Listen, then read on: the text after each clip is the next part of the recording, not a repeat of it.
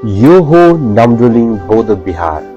दक्षिण भारत महेश्वरमा अवस्थित यस नाम्दोलिङ बौद्ध विहार विश्वभर प्रसिद्ध छ।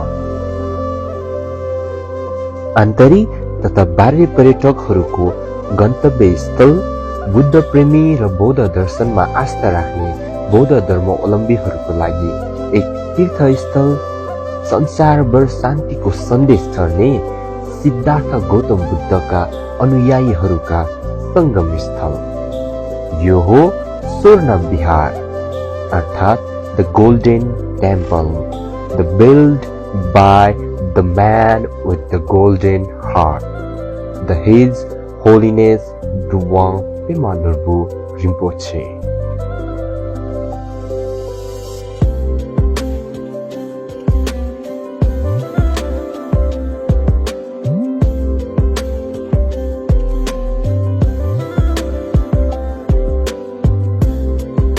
नाम्दोलिङ बौद्ध विश्वविद्यालयमा बौद्ध शिक्षा संसारमा सबैभन्दा गुणस्तरीय र उच्च कोटिको हुन्छ। नाम्दोलिङ बौद्ध विहारमा संसारकै सबैभन्दा गुणस्तरीय र उच्च कोटिको बौद्ध शिक्षा हुनुको कारणहरू। पहिलो कारण, महान सिद्धेश्वर गुरुवर पेनो रिम्पोछेज्यूको सर्वप्राणी हितको करुणामय हृदय मानव जगतको विकास प्रक्रिया र निर्माण प्राप्तिको लागि सबैभन्दा ठूलो रुकावटको जन्जिर अज्ञानता हो र सर्वप्राणीको त्यो अज्ञानताको बेडीलाई तोड्ने, अज्ञानताको जराइदेखि निर्मूल पार्ने हाम्रो महान गुरुवर पेनो रिम्पोछेज्यूको उद्देश्य र दृढ संकल्पको फल हो नाम्दोलिङ विहार।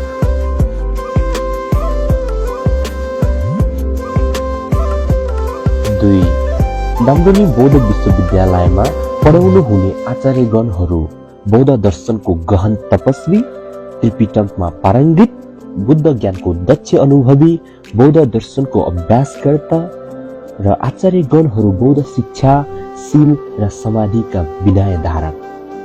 आफ्ना शिष्यहरूले नजानेको हरेक विषयवस्तुलाई उच्च, मध्यम, अधम श्रेणीका शिष्यहरूलाई बुझाउने अद्भुत गुण भएका आचार्यहरू।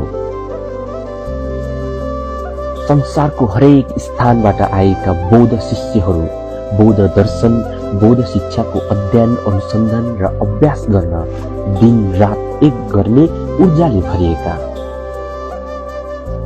नाम्दोलिङ द गोल्डन टेम्पल अर्थात स्वर्ण विहार। स्वर्ण विहार नाम मात्रैमा मात्र स्वर्ण विहार होइन, स्वर्ण विहार हुनुको वास्तवमा वास्तविक सुन भन्दा पनि कैयौं गुणा गुणवान छ। जो व्यक्ति यस स्वर्ण विहारमा प्रवेश मात्र गर्छ उसमा सुनको परत वा पुरै सुनले रंगिन्छ। त्यो सुनले रंगिएको मान्छे हो मानवताको परिपूरक।